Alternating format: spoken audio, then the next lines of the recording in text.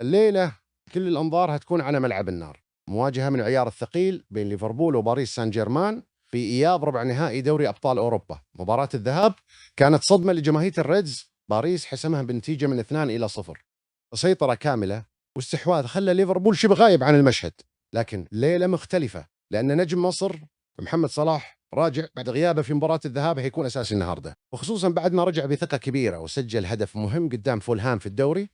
الناس كلها انتقدت سلوت لأنه لم يشرك صلاح في مباراة الذهاب. السؤال هنا، هل صلاح يقدر يقود الريمونتادا التاريخية؟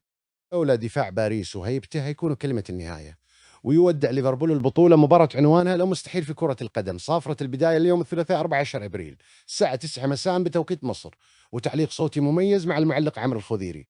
استعدوا، لأن الليلة يا نكتب تاريخ جديد يا نقول وداعا لحلم دوري الأبطال.